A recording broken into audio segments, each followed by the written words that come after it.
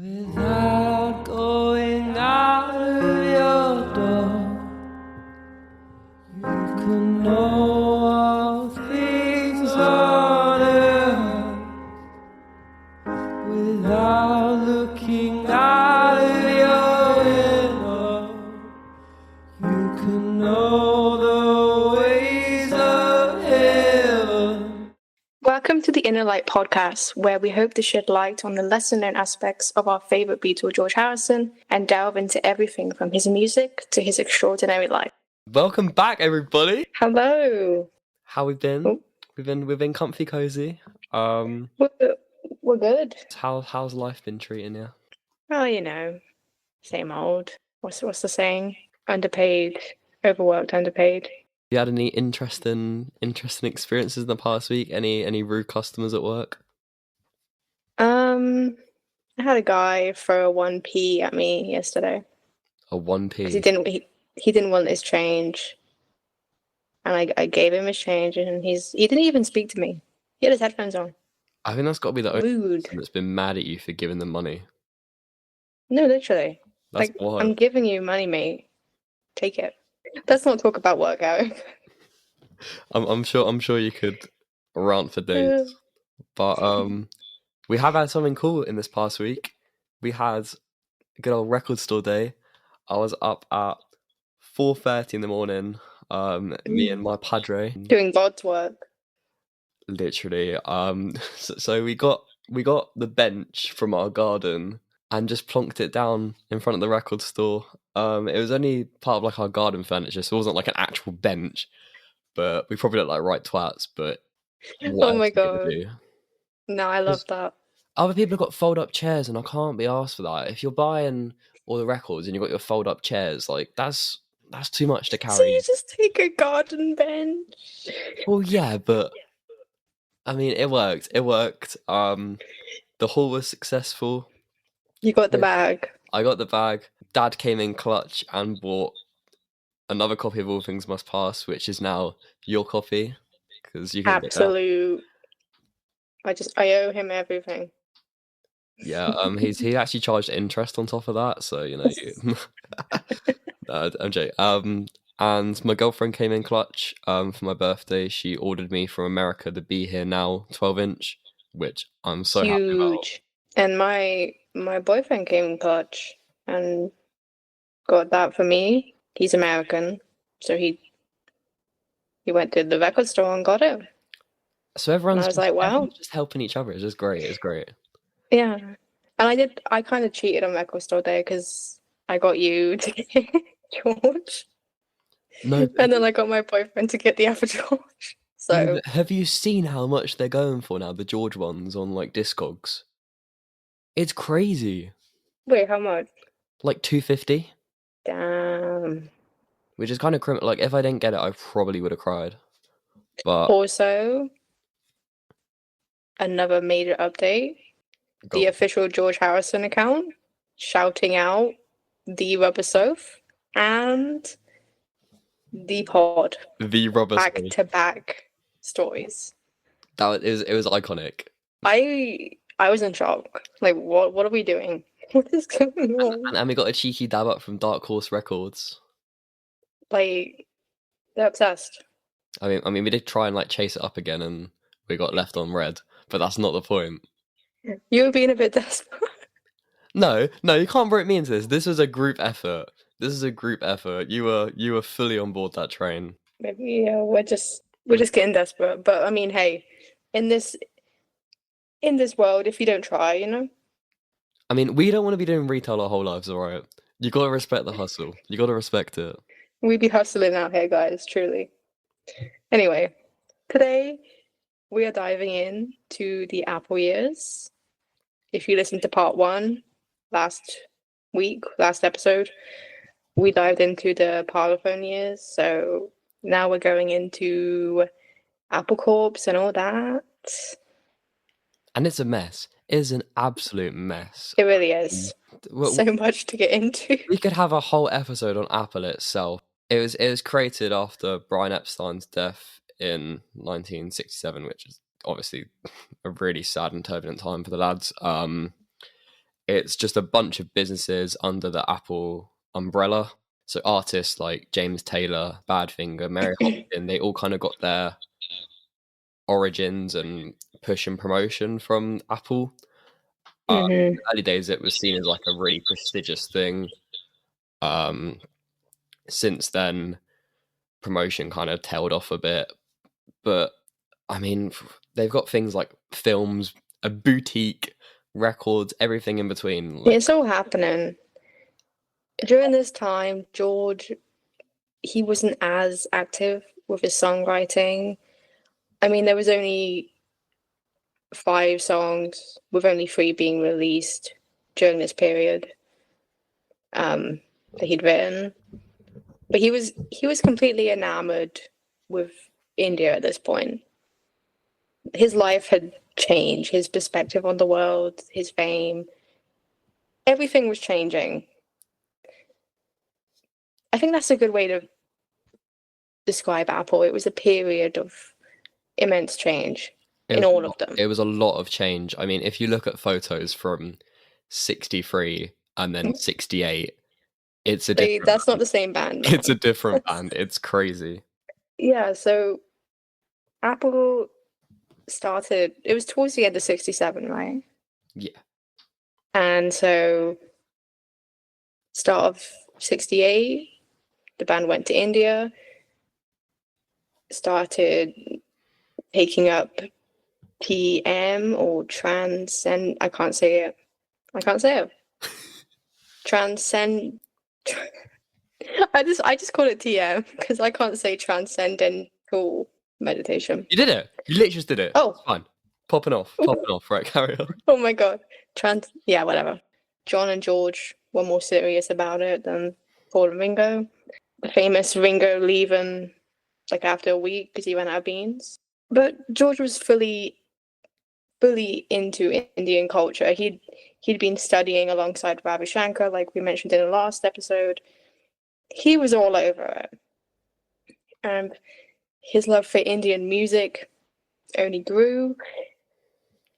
And this really shows on his, I guess, his first album. Yeah, it's Wonderwall the first Music album ever released on Apple, which is really quite cool to have George Harrison be the kind of test bunny for this record label. I don't know, it's really like when you think of Apple, you think of the White Album being the first, but no, George was there with a really avant-garde Indian cluster album. Like when you think of George Harrison, you do not think of this album. It's something. But anyway, we aren't here to talk about Wonderwall or Electronic Sound or just all them albums around that time because we'll be here all day. We're going to dive into the first song, guys. We're going in. Apple Records, bouncing off. What's George got to say? Well, actually, what's Sophie got to say? Because this is your favourite Beatles song. It is. Take the floor. We're starting off strong with While My Guitar Gently Weeps. There's so much to say. And I don't know where to start. I'm overwhelmed. Okay. Starting off, White Album. What was going on? It was definitely a period. I mean, everyone says that the White Album was for solo musicians, which I'm not going to disagree with, but there was also a lot of collaboration this time that goes unnoticed if you listen to like the Isha demos and stuff like that. Yeah. But all the songs that George had for this album, they were very much his. Yes, and you can hear it. For me, this is a turning point in his confidence and his maturity with songwriting. You know, we mentioned in the last episode how he was on the brink with songs like Taxman, If I Needed Someone, you know. But this is it. This is like next level. So, While My Guitar Gently Weeps was written at George's parents' house, which is really cute looking into. It's a quaint little bungalow in Warrington, and he visited them after the Indian trip in '68, and he supposedly had written a bulk of the song already. So he took a lot of inspiration from I Ching, the Book of Changes, and he said how in the West we think of coincidence as being something that just happens, but the Eastern concept is whatever happens is all meant to be, and there's no such thing as coincidence, which is honestly so real. It's And so pretty deep. it is deep. It is, and that's what I mean when I say it's this newfound of maturity to songwriting. And going back to earlier talking about change, he's like a different man now. He decided to write a song based on the first thing that he saw, opening a random book, went to the bookshelf, pulled the book out, opened the page, and he sees Gently Weeps. And it was born. And I guess he saw it as a simple study, like songwriting study. And it went from there, and relating to I Ching, there's a reason for everything, however big or small. Around this time, he was hanging out with Donovan. He inspired George to start using finger picking style, which I already know you're going to gush about all the acoustic versions of this song. Can I be real for a second? When I was writing my notes for this song, I had this song on a loop. I was like in a flow state, just having this acoustic version of the song going round and round and round and round. It was kind of crazy. You messaged me as well, and I thought you were joking. Then you sent a screenshot, and I just Yeah. when Spotify Rap comes out, that's going to be dangerous. Well, my top song last year on Spotify was While My Guitar Gently Weeps, so Keep it on brand. It's fun. it's on brand. So, as I mentioned, with the finger picking style and the acoustic version, that's just one of the renditions. This song would go through several versions and several lyric changes, but it would always have the prominent line, "Still my guitar gently weeps." And can we just take some time to get some commotion for the outtake on the Super Deluxe, the third version? You can see him. I mean, he goes at the end. I'm trying to do a Smokey impression, but I'm not Smokey. And to think in a couple of years' time and go and release Pure Smoke as a tribute. I mean, it was one of his idols who would go on to cover one of his songs, which is crazy. We'll get to that. It is sad to see him kind of have this imposter syndrome, but I just love these early versions, how it's such a serious topic and he's just joking around with it. Like, he doesn't see the severity of what he's writing and the weight that it holds until you step back and look at it, which is really quite humbling. I mean, if George was anything, he was humble. Yeah. He never I don't think he ever knew or realized how great he truly was. And also, can we take a moment to talk about the Isha demo version? Because I know we kind of just touched on it, but I want to go back because the double track takes me somewhere else, man. I'm just looking down on the notes, and God. There's something in all caps that I think we should address. So We have to. in your little scrawl of panic when you're writing this. Yeah. The moaning, question mark, question mark, question mark. Can we take a moment? The last minute, the moaning. Do you want to elaborate there? Because I'm the last minute of the song, like we can't not just like just brush past that. You definitely have not scratched past it. You have made it very bold that you really appreciate his moaning here. I I'm an honest woman, okay? You know what? I respect that. I respect that. George was just giving the girlies what they wanted. He delivered. He went from twist and shouting to moaning it out. That is someone else. That's not just what makes this song the best Beatles song. I mean, in The, every body that exists, it's still a beautiful song. You can strip it back. You can add a fat band. You can add Eric Clapton to it. You can take him out. It makes no difference. It's still a perfect song, no matter what way you throw at it. Like, I think Mhm. if the full band version was on Anthology and we had the acoustic version in the album place, I think it'd still be seen in the same way. Because Yeah, there's so much discourse of what's the best version. yeah. I can't pick. I truly can't. It depends on my mood. Which there's not many Beatles songs where you can say the outtake is better. True.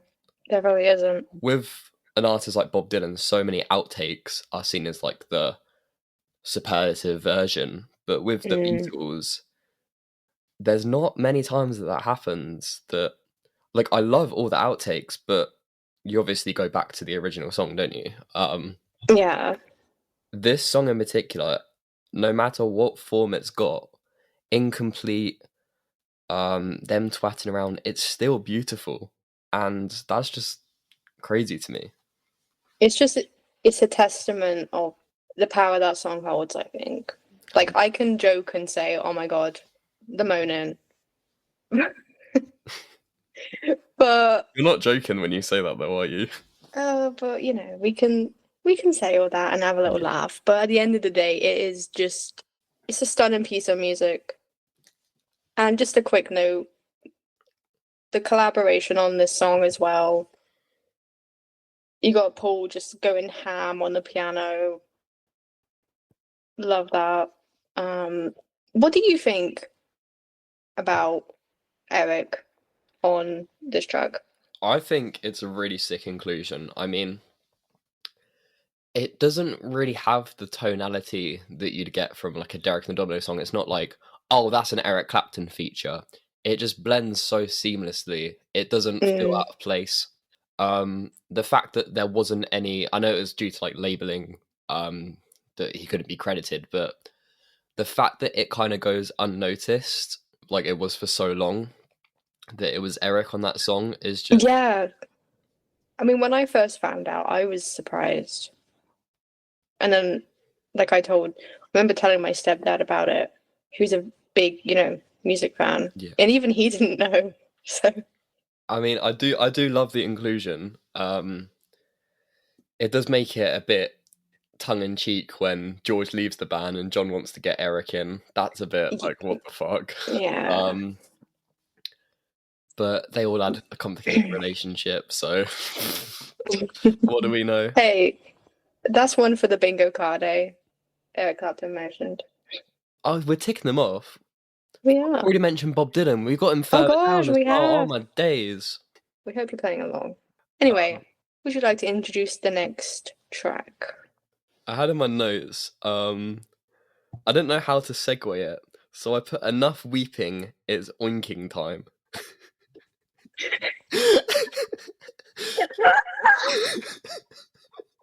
So we got piggies. Oh my god. It's oinking time. I didn't know how else to go from one of the most beautiful songs to piggies. It's oinking time. So that's the transition we got, and it's not the one we deserve, but it's the one we got. Oh, okay. Let me just let me just get myself together after it's oinking time. So this song obviously inspired by the very, very famous George Orwell book Animal Farm. And Harry, it says you've got a shout out to give. Yeah, big shout out to my old English teacher in my GCSEs, Mr. Hater. He gave me a pretty banging grade when we did Animal Farm. So, I Oh, mean, shout out Mr. Hater. Hope he's shout listening. out, Jonathan Hater. If you're out there, you know what's up. And he was really down the George Orwell train. Not my teacher, George Harrison. So in I Me Mine, the book, you can see his lyrics for all the songs. It's really cool. And there's an extra verse that references another Orwell novel, 1984, calling them like Pig Brother as a reference to, Big Brother. Not the one Jojo C was on. That's something else. Oh, And yeah, he said that in '68 that he started writing the song 3 years prior and completely forgot about it. He was pissed. that's so typical of him. I mean, he was pissed, but he wasn't obviously pissed enough to remember it. And it reflects the iniquity of the class system, at least within Harrison's eyes, in a way that's similar to Animal Farm. It's just a little cute ditty. His mum actually helped him with the lyrics for What They Need's a Damn Good Whacking, which is really quite It's so silly and cute. Honestly, it's probably it ranks low on George songs for me. But like I can appreciate it for what it is. It's a bit of fun. It's a funny song. If it came on in the club, it would probably empty the floor. Oh, definitely. Like, can you imagine? Imagine putting in the aux lead at some like nightclub and you start oinking out to some piggies. What she needs a damn good whacking, and there's just people staring at you like, what the hell? Like, put on that and All Together Now, and you got a rave. You got an absolute rave. Dun, dun, dun, dun, dun. That sounded like Emmerdale. Not Emmerdale. EastEnders. Fucking hell. So, next we got... I'm doing really good on these transitions, I gotta admit. Oh my god, we're not. Closing side 3 is George's song dedicated to God. We got Long, Long, Long. So whenever he references you, that song is him talking to God in a way. We got another Bob Dylan reference because this song was influenced by the closing track on Blonde, Sad-Eyed Lady of the Lowlands, and the way it swells, drones, and builds. I don't really hear the resemblance myself. I was gonna say I've never pieced that together. I guess like you can kind of hear the organ in that song, and it like holds the notes. But yeah, I don't really hear it. But what do we know? It's a beautiful song. It's one of my favorite Beatles songs ever. It's the bio song, by the way, on my Instagram. Shout out to Rubber Surf. The Rubber Surf. Go follow. But yeah, it's crazy how the White Album is home to my 2 favorite Beatles songs. But anyway, I feel this song with every fiber of my being every time it plays. And I'm not being dramatic. It's not saying that at the same time. Should we keep that in? Yeah. Yeah, fuck it. That's literally the audio version of the meme. Yeah. Meme. Brain cells. I mean, the way this song just builds, it's so... I don't get my head around how they do it, especially in the end. It was apparently achieved by Paul playing the organ, and there was a bottle on top of the speaker, and it vibrated and made that weird sound. But just the way everything builds and builds, I don't know. It's just really cool. It just ascends, like it just keeps going, and you're listening like, what is, you go from this calming, blissful song, and suddenly it's just.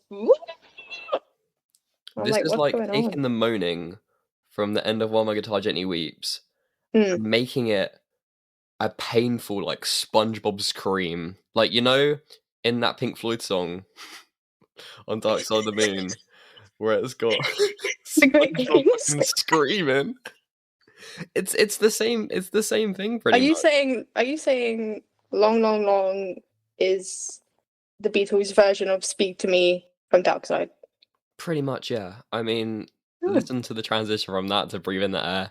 It's basically the same scream. So I don't want to say the Beatles did it first, but But they did. This song's very special to me as well. Similarly to Within You, Without You, like I mentioned in last week's episode, with my relationship with grief, it's another one of those songs that's truly helped me in dark moments. And I think that's why I just connect with it so deeply. You know, it's you put it on and it can either make me feel calm, safe, and then flip the coin and I could be crying, you know, and it could be hurting, but it could be a good type of pain. It depends on my mood when I listen to it. But songs like that, so special to me. You know, it can never let me down and it can help me feel and process. And that's why it's one of my favorites. and it's crazy how like one song can give you that kind of comfort in like a bittersweet way. I mean, we had after recording last week's episode, we did have a really like lovely chat. Um, Yeah. going a little further, it's not anything we'll disclose on a podcast. But I don't mind talking about it, but it meant a lot to share that with you. yeah, no, it was really lovely, and I feel like if you can get that kind of comfort out of music, it's even if the lyrics are total bollocks or unrelated, if you can find that comfort and not closure, that's the wrong word I want to say, but do you know what I mean? Yeah. No, no, yeah, I get what you mean. Not closure, but you get that. It's a way to, oh, I can't think of the word. I I, I don't want to say process again, but I guess process. I don't know. Yeah, yeah, no, I get that. I guess it just opens up a really interesting conversation that we wouldn't have had otherwise if it wasn't for music. Definitely. And it's a way to talk about what you're feeling without saying it directly, because that can be really quite hard and Hmm. difficult. And for me, I struggle with that immensely. So having an outlet like this song, for instance, to like a safe space to Yeah. process it. And it's special because It's it's becomes a part of you, even though it's a song that was written, 50, a long, long, like, long time yeah, ago. like going on to like 60 years now. How you can find new meaning and adapt your life and like its meaning around it, it's really quite special. Yeah, that's the power of George Harrison. We'll get that on a t-shirt one day. Power of George Harrison. Oh my God, I would wear that. You get them like shitty spam accounts of like the Beatles and they got the shitty merch You and see? it's like an unrelated PNG. We can get a picture of Yeah. like Jesus or something. The power of George Harrison. We're doing that. We're doing that. Shout out to those accounts. You know I what? hope you all get removed off Instagram. I hope you get removed, but I would be lying if I say I wasn't tempted to buy a t-shirt one time to see how shit it was. Honestly, I think about doing now for like a video. I feel like it'd be really funny. Like, you get them like summer shirts and they got prints all over on the back of the side. I want to see how shit it is. You can get like the massive like Abbey Road ones. I'm really tempted. You should get one. A Guy Fieri R Beatles shirt. But anyway, Anyway. let's get back on track. We got the chocolate song, Savoy Truffle. Oh, So what's your George, favorite chocolate, Harry? what's my favorite chocolate? Yeah. I do fuck off a good marvelous creation. The one that like pops in your mouth. They are beautiful. That is the right answer. Is that yours? Yes. Let's go. Oh, I do really like lint balls as well. Oh, I don't mind, but I am a slut for Magic Stars.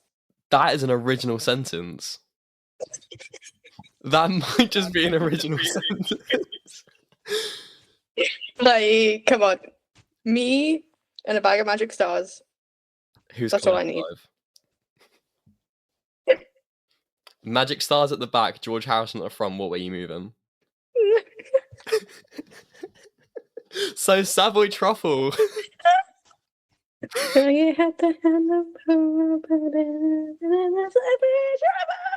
tell I'm hanging by a thread right now? You're so ready for work in an hour and a half. Fuck. Right, we've got to lock in. You did literally lock in. We're not locked in at all. We're 40 minutes in and we're still on the White Album. So, Savoy Truffle. Eric Clapton's just, there, like he usually is.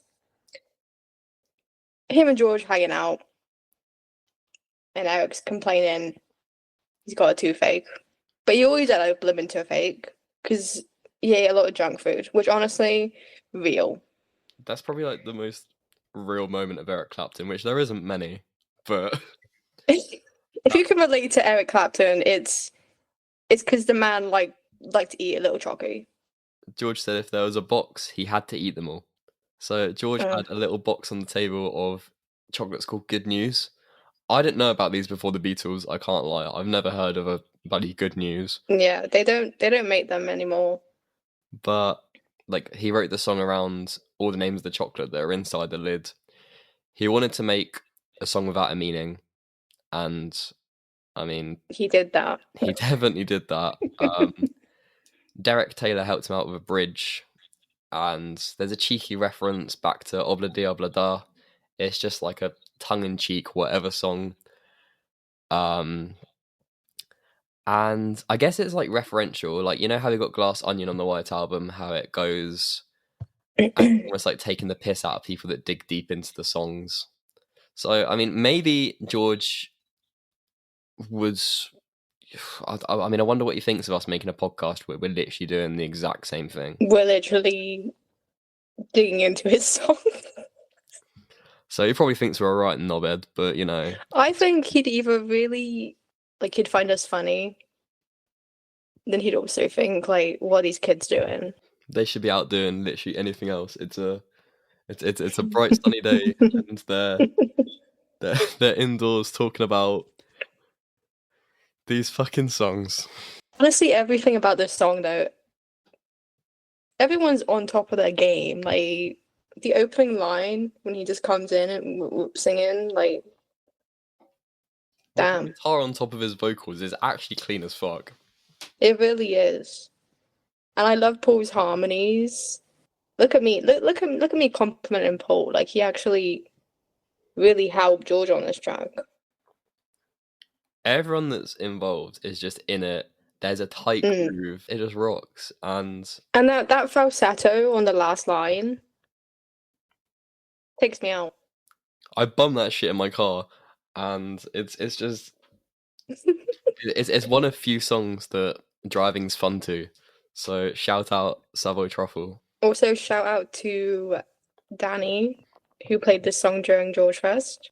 Absolutely ripped.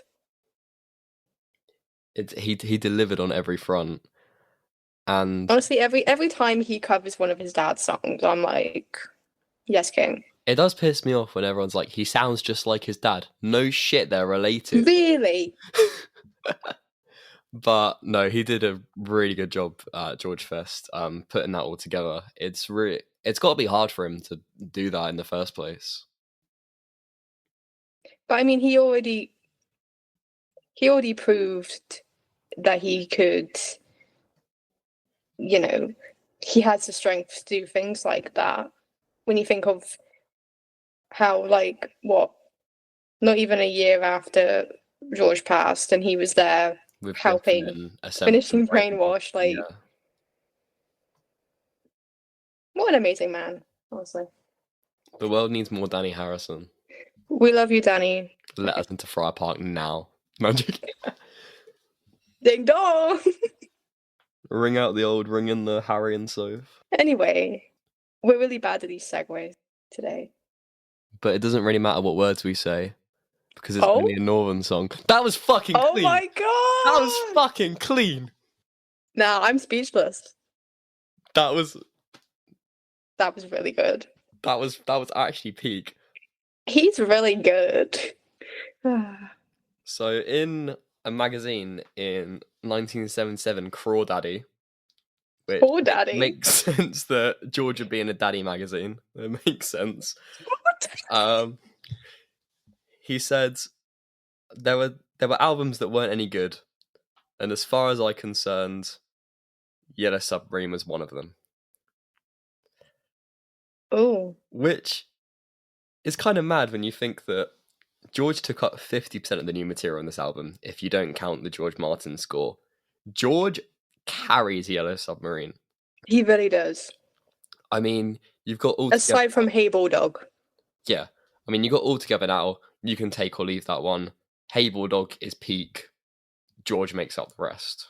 And for me, this is kind of another echo of him, feeling like he's standing in the shadows a bit. He's underappreciated. Like I said at the start of the pod, underpaid. That's real. That's real. I mean, you see, it all is all connected. But he wrote this song after finding out that their publisher Dick James, who worked for Northern Songs, was kind of screwing him over with his contract deal. And he'd conned him out of the copyrights of his own songs. I mean, this song was a Sgt. Pepper outtake. It was considered for the album. I think it would have been out of place on Sgt. Pepper, but it took... I think so as well. Yeah, I mean, we had Within You Without You to be almost like a sore thumb in the album, but I think that works thematically for the song that it is. I think only a Northern song would put the album to a bit of a, not a downer, but do you know what I mean? It's just... And the way he sings, it's very much like plodding along, like, it's a bit of a drone, isn't it? Yeah, I mean, for me, it just encapsulates not only his feelings towards Lennon and McCartney, but his also internal deprecation, because he's trying so hard to write these songs. No one at this point, I mean, we were in Sgt. Pepper's, no one's really given him the attention that he deserves. I mean, we'll go on to it in Something, but you get Michael Jackson and Frank Sinatra thinking that Something's the best Lennon and McCartney song. No, hell no. Like, even when he writes a fucking amazing song, he still doesn't get the recognition. Yeah. Yeah. And I mean, even Paul stated in 2009 in a Howard Stern interview, he said, talking about George, he never seemed that interested, I suppose, because John and I were kind of dominating it. Thinking about how difficult it was for him all those years, just trying to be on the same league as them two, like. And he was the youngest as well. Like, it's almost like that younger sibling syndrome where it's trying to, these people up to, get them to turn around and go, fair play, that was bloody incredible. Yeah, and they were brothers. Yeah. Through their dynamic, through the end. I mean, Paul said he's always my baby brother, which is, wow, speaks for itself, really. It's just all too much. Now I'm popping off with these transitions. I can't lie. Out of the two Yellow Sub songs, this one is by far my favorite. I mean, I wrote in my notes, it's the best opening that I can think of to any Beatles song. And I stand by that. That feedback, I would kill for a song of the Beatles to just be built around that feedback. I'm not sure how they do it. And I mean, they can't do it now. But I like to think about how they got that sound. I mean, people said it was a Hendrix influence. It wasn't. It was written under LSD a month after the recording of Sergeant Pepper's, after it came out. The song explores the experience, but George said it was almost like a childlike manner. The song's based around a G chord, kind of infusing his philosophy, his love of indie music and ragas. So he's not playing around the D anymore. He is on the G, firmed it. He's on. You did not just say. Well, since you wanted to drag it out and make a whole reel about it, I might as well go back and say how he's evolved from the D. He's now on a G. He's on the G. Oh god, sorry. But I know it's just a really cool song. The version that's available is an edit of what is an 8-minute mix with an extra verse. Yeah, I was gonna say about the 8 minutes. I wonder if that's ever gonna be released. Has it been released? It's on the film, the version with the extra verse, and it's been bootlegged to death. It's never received an official release, but it's really easy to find. It's out there. It's basically released with how much it's been put out, but just not like officially.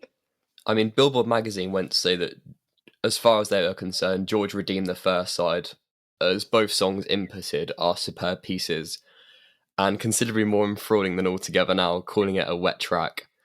Which, I mean, you can't... A wet track? Yeah, they called it a wet track, which is quite funny. I can't really argue... I mean, the song doesn't sound very wet to me, but, I mean, I like its whimsy.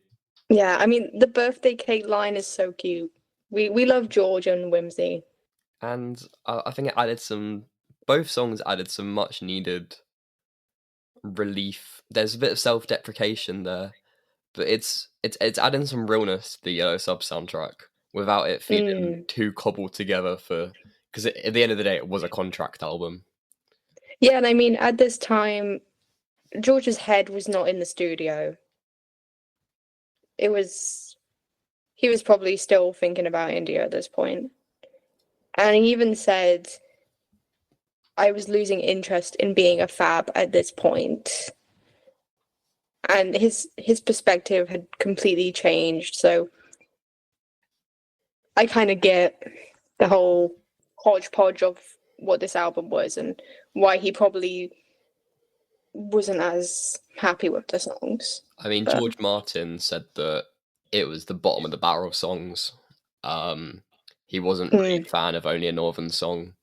He made that quite in interview. That was his least favourite. Yeah. Because I guess it's kind of an attack on him as well, if you got to think about it, for George Martin, because he produces for all these Northern songs. So it's kind of a bit of a dig at him as well, if you think about it. But I don't know. I think he carries Yellow Sub. I do too. Not that it's much of a competition. It really isn't. But King delivered. I'll be really interested to see how you can segue into this one, because I don't. You know what? I can't see it. I'm going to let you segue this one. How? Just step out of this old brown shoe. The people love to hear your segues, right? Do they? Yeah, they do. So I want a segue that's right, but right is only half of what's wrong. This is old brown shoe. Come on, kids, let's get a... What the fuck? No, that is not... That is the shittest segue. Come on, kids. Oh, Jesus. I was trying to think of something that rhymed. No, I'm... Oh, fucking hell. Let's forget about the segues. We're talking about Old Brown Shoe. This was tucked away on the B-side of Ballad of John and Yoko. And we see him in the midst of creating this during Get Back. And I think it's a really cute moment of the doc, honestly. Like, he's so excited about this song, and it's refreshing to see. Because, like, he was down bad during Get Back. I don't know. It's just a song. It's about opposites. George really loved duality in his music. I mean, you can take up pretty much most songs by him and find a big contrast within the lyric. This song's probably in its simplest form. So like the lyrics are just right, wrong. Like it's very on the nose, but it's just a fun old little song. The bass line for this one is fucking killer. It is. And the new mix on the Blue album, put that on my car. It made my whole car shake because of the bass. Hey, and that piano as well. It's just So good. it's just a great song. I can't lie. I think it's better than the A side. Yes. Completely agree. I think Ballad John and Yoko should have been a B side, but I don't know. That might just be me. Hey, I'm with you. I'm with you. But also talking about this song and going back to Get Back, because I'm obsessed with Get Back. When George shows the song to the band and he like starts playing it on the piano, and like you can tell he doesn't really know what he's doing. He's like singing it and going through it, and it keeps cutting to like different parts, and then suddenly he just gives up and Billy's playing the piano. Do you know the bit I'm on about? Yeah. It's really cute. I love it. He's just like standing up singing, looking really awkward. The thing is, I love how George says, "Oh, I don't really play the piano much." All of these songs have some link to him playing piano in some way, which is really funny. I mean, Yeah. the next song we'll go on to also started out on piano, so it's like it's crazy to think. For a renowned guitarist, he does like a little bit of the tickle on the keys, a bit of the ebony, a bit of the ivory. Oh, Banging single, by the way. full shout out. But no, it's just a cute little song. And But the next song is something special. it's something else. You see what I did there? That was probably the best one. So that's not a high bar, but that was the best one so far. Thank you. Thank you. And you've probably been waiting for this one, guys. So this is George's first A-side and his only A-side. Right? Yeah. I mean, this was floating around from the White Album sessions, but he kept getting stuck with it. As said, he started this on piano. Paul was doing some overdubbing, so George had all of Studio One in Abbey Road all to himself.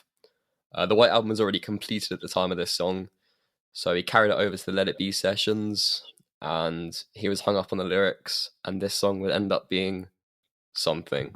So, and that's where you have the famous "Attracted Me Like a Pomegranate" and a cauliflower. All the fruit, all the veg, all the lads are chiming in to help him with lyrics. Lennon gave him a couple of quite an important bit of advice a few years prior, saying that essentially just to keep the song moving with progress, no matter what, just keep working at it.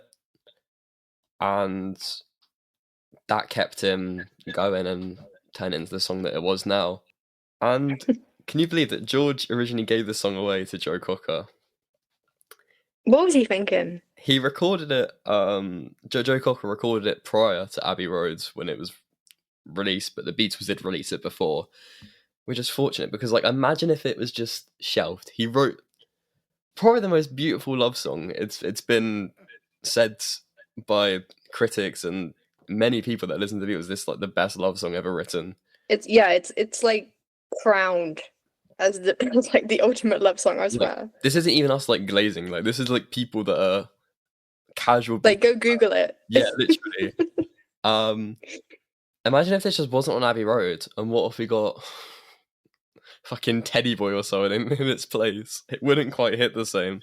Hey, don't diss Teddy Boy. No, okay? I love Teddy Boy, but if you had to pick, it's. Can we just have a moment for that solo though? Incredible.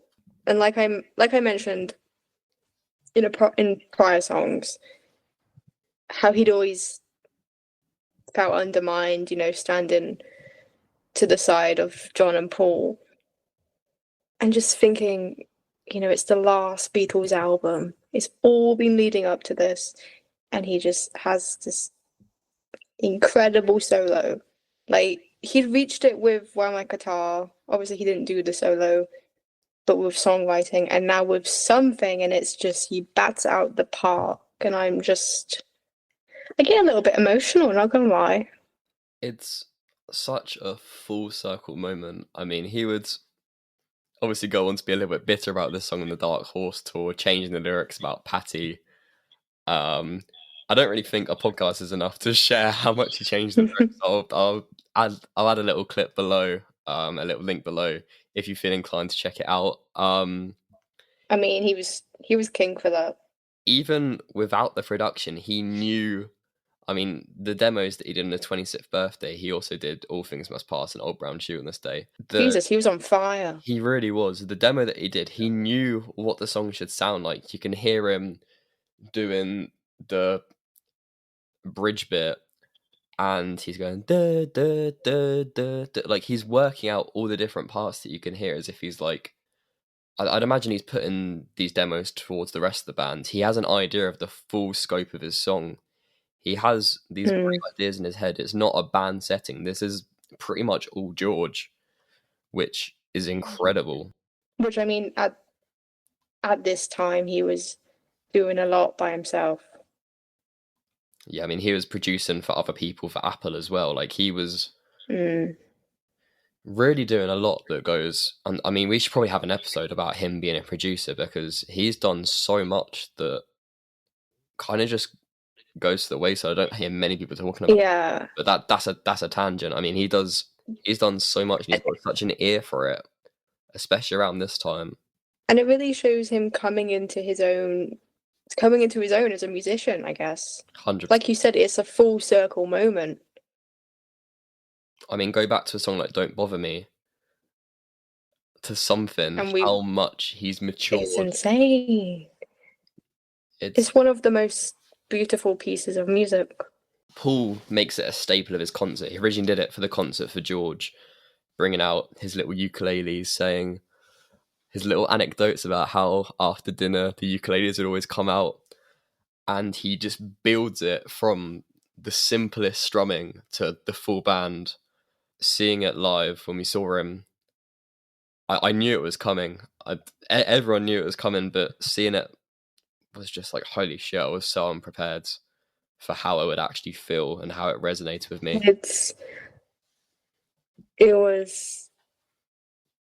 I mean, that night was insane and amazing. Yeah. But that moment, it was so special. I mean, we obviously have the tributes for John, like Here Today, and now he's got the bit where he does I've Got a Feeling with John on the screen. But to me, this was such a touching tribute of Something. It was just the right amount. It was artsy. It was touching. Yeah, and I think it shows the weight that this song carries. If that's the song that Paul wants you to remember George by, that's enough. I mean, and yes, I did cry and scream. I mean, you might have heard it. Paul could pick any George song to cover. I mean, he did All Things Must Pass and that, but the reason that he does Something, he could do Here Comes the Sun because it's the most popular Beatles song. But Paul knows that that's where that's George in a song. It really is. And I remember on the lead up to the show, I tried to stop myself from seeing the Something performance because I didn't want it to be spoiled. Like, I knew it started off with the ukulele, but I didn't realize it went into like the band.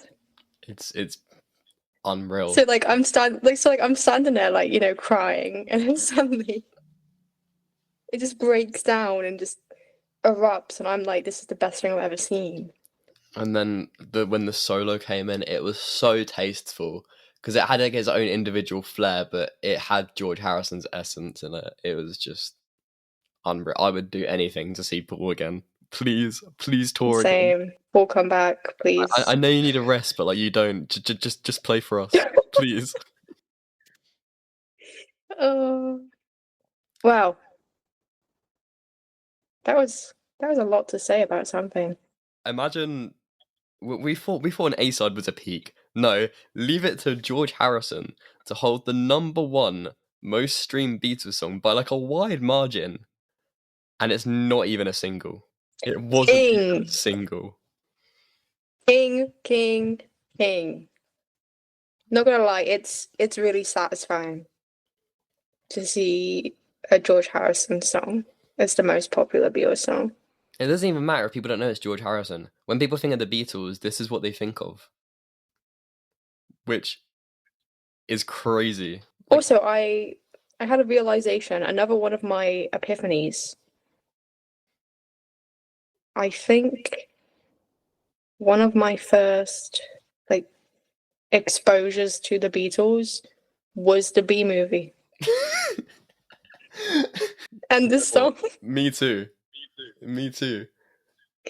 like it was Hey Jude and this song on the B movie. It was also Getting Better from The Cat in the Hat for me. Oh, yes. Which is such Wait, oddball song. how you've just unlocked. Oh my god. What have I unlocked a It memory? literally was. It literally was Cat in the Hat Getting Better. Fucking. It's such a random song they could have picked for. Oh my god, I need to Children's rewatch film. Cat in the I Hat used now. to be cruel to my woman. Like, what the fuck? I was just fixing the house. Like, what? That's her apart from the things that she loved, and it's just Mike Myers. Just, what are we doing? Oh. Anyway, we're not here to talk about getting better. We're here to talk about Here Comes the Sun. So this song is another link to fucking Eric Clapton. He's pissing me off now. He's literally like, Eric, he's literally a little wasp. you just leave him alone. God. So this song blossomed in Eric Clapton's garden. That pun was not intentional. And he was fed up with Applecore signing this, signing that, which as we said at the start of the episode, they did a lot, a bit too much. So this day he quote unquote sagged off for the day, and we're just in Eric's garden, and he just felt relieved. He was likened his relief to when summer finally comes in the UK, because UK winter is not for the brave of heart. It is rough. It really is a long, cold, lonely winter.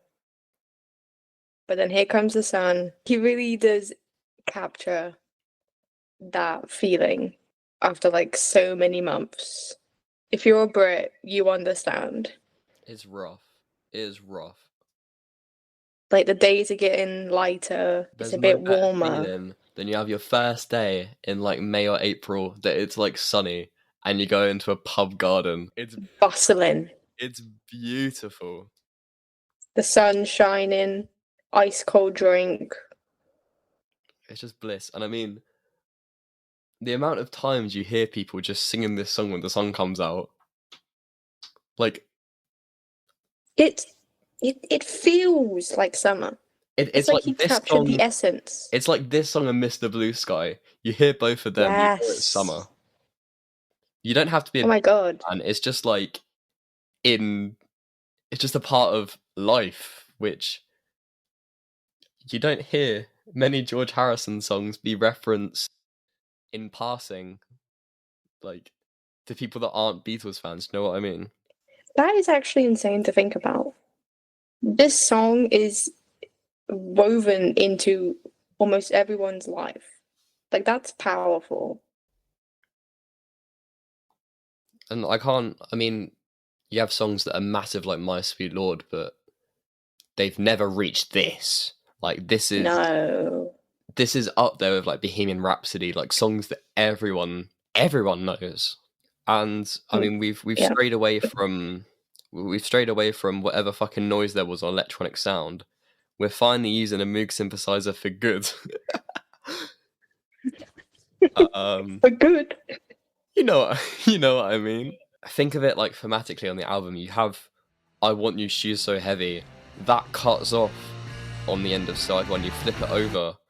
It's a bit of a And stressful it's song, and you just hear the opening guitar to "Here Comes the Sun." everything's all right. Stephen White from the Bootleg Beatles said that in this period, George really came to the forefront. Without his contributions, there isn't a great deal of singles or actual complete songs that you can choose from Abbey Road. Like, these are both standout tracks, this and Something, on the album, and they work thematically in the album as well as records that exist start to finish in their own right. Like, you won't really hear a song like Golden Slumbers on the radio because it's so ingrained to the album. You can't really take it out of its own thing. Like, it does mix up the flow.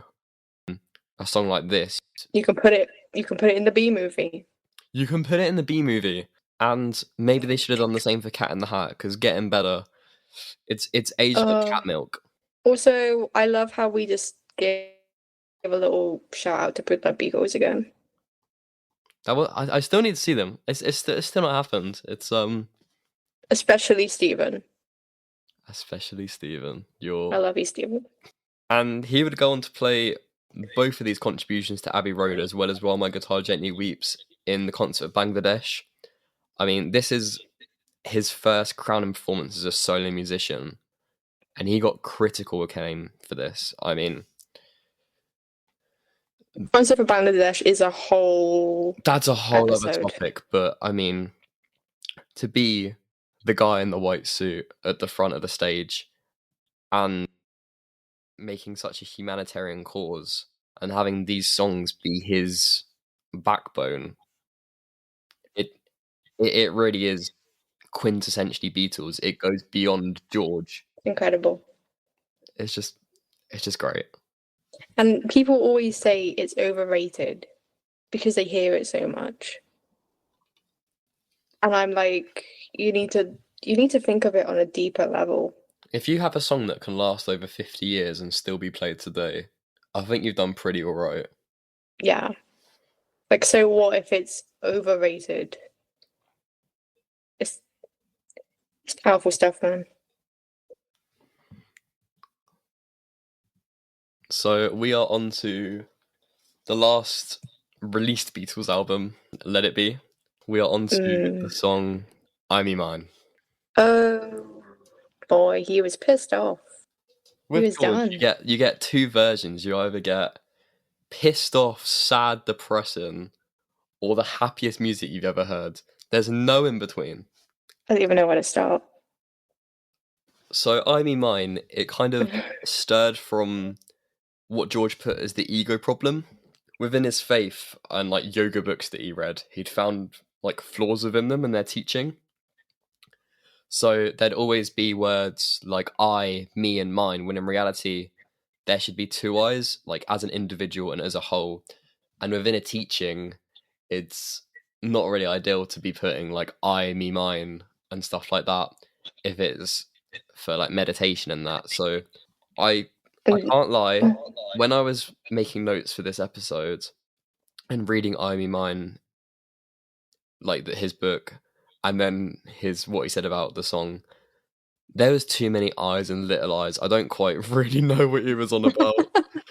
I was trying, but the lines were just merging. That might just be my the way my brain works. But for me, this song reflected his bandmates around him. He was always hearing about what everyone else was doing, what other songs. No one was. I mean, they were close together, but no one was really there and like understood him. Tensions were fucking high at this time. Maybe he wasn't the right place mentally. I mean, he definitely wasn't at this time. I mean, January 1969, he had just come back from spending time with Bob Dylan at Woodstock a few months prior. So he was used to that atmosphere, very laid back. Yeah, I mean, he said that at this time with Bob Dylan, they were writing as equals. he He refined was his being songwriting.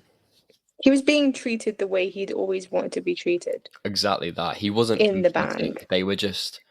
Yeah. I mean, Bob Dylan's a mammoth songwriter, but they were finding equal ground and And they writing were writing together. songs like I'd Have You Anytime. And his songwriting, it kind of, I wouldn't say it became more simplistic, but it was more like sincere. It strayed from the psychedelics that he was going into. It just felt more collaborative when he was with Dylan, and a lot nicer. Like, he was finding art in simplicity, which for me is the whole point of what Get Back was meant to be. But in George's eyes, when he came back to the band, everything was so self-centered. Whether it was or wasn't is up for debate. But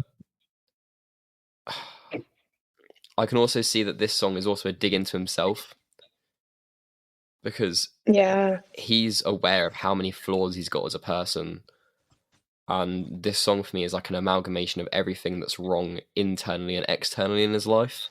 And it's crazy to think during this time he's battling those demons, but also having to deal with the shambles of what was left of the band. Yeah, it's gotta be hard. I It's mean, they I mean, he said it when he was writing Abbey Road. He didn't know that was going to be his last album. It's just the way it went. And this is obviously before Abbey Road, but there was already a lot there. And it was just, I don't know, this song feels like George's last word about him being angry within the band. Because he mellowed out with songs like Something and Here Comes the Sun. This song's like his final, like, nail in the it's coffin. like his yeah, it's like he was handing in his notice or something. Yeah, and I mean, it's quite like fitting because this song was the last song that was recorded by the Beatles together. John wasn't present, but on January 3rd, 1970, they all put this song to multi-track tape. It was rehearsed previously, but it was never taped down. And this was the last song that was recorded for the purpose of the Beatles. There were overdubs later on with Paul and Ringo, but this was the last song by the Beatles, and That's crazy. it's quite fitting if you. It really is. And one of the best songs of Let It Be. It also led to like one of the best moments in Let It Be. I mean, John and Yoko waltzing together. Even if the song's a bit of a jab at John, I I just know. I think it's funny. I love it so much. I love it so much. I don't have a good transition, but we're on to the final song for you, Blue. Thank you for sticking around. It's been a mammoth. We've got to speed through this one because we haven't got enough time to record properly. But We haven't got enough time for this, which is kind of sad because For You Blue is a really good song. and I mean, this song for me, more than anything in the Let It Be period, is trying to recapture the magic that brought them together in the first place. I mean, George said ever since Mr. Epstein passing, it's never been the same, and Ugh, the way he says that, it breaks my heart. it really is. And George is the only one to address the elephant in the room. Paul agrees, and this song and songs like One After 909, which was from 10 years prior from the Quarrymen days, which is crazy to believe. It just takes it back to the roots. And I mean, it's the last George song you hear if you play chronologically. Mm. And it's just a nice song, and It's a fun song to end with. And I think they all enjoyed it. They all enjoyed playing on it, especially John playing on that steel guitar. Like he was having a great time.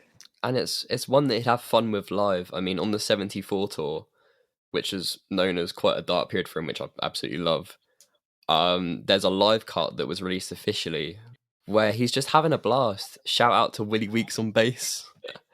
It's just a perfect bookend. It's just a bit of, as George said, rhythm and blues. It eases the tension, and I mean, the last you hear from him is this until All Things Must Pass, where he opens up with "Let Me In Here." That's crazy. Like he's having this cute love song, and then he lets you in for his solo album. So it's just, I don't know, it's just really sweet that this is the last we hear of George. It's simplistic. This light-hearted honky tonk blues rock and roll. Literally, it's everything. Taking it back to the roots, It's everything that inspired him with his own flair, and you can look at how much he's changed as a songwriter. But when he just does these simple songs, he can still do it, and it's just great. and we hope you enjoyed listening to this. We hope The ramblings. This episode has killed us. We have a fat Google Doc that we've been through. We're running out of time. You're just about to jet off to work, so it's been a time. It's crunch time. So thank you for sticking with us. Next episode's going to be us ranking George's solo albums. We'll have a little footnote talk about Wonderwall and Electronic Sound, but it'll mainly be the 10 studio albums of his, going through what we think. A nice little tier and then our personal rankings. There may be a scrap or two. Or 3. But yeah, just a bit more of a chilled episode. Like, all the solo artists are a behemoth to get into. So if we can kind of break down that door, make it a bit more accessible, that's what we're aiming for with this podcast. But also it's going to be more laid back. It's not going to be like anything strenuous. Just a bit of fun. Just a bit of fun, little ranking. So tune in next time if you feel so inclined. But we've been in a light. Thank you for sitting through this 2-parter, and Thank you. Have a day. Have a what? Have a day. Doesn't matter if it's good or bad. Just have the day. Live it. Thank you so much for listening and your support. It means everything. It really does. And I mean, Soph's off to do her job, but I mean, if one day we can take this further, that would be the dream. Just anything close to this, please, so that we can. Please. Because I mean, it does get in the way, and we have times like this where we have to cut things short and make sacrifices, which we don't really want to do. And we don't, we want to give as much as we can into this project. But yeah, your support, guys, has been absolutely phenomenal. It sounds a bit cringe me saying this, but it really does. So thank you, and see you in a fortnight. See you next time. Bye.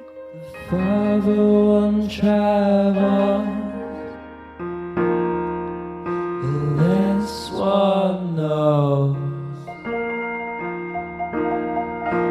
This one really knows.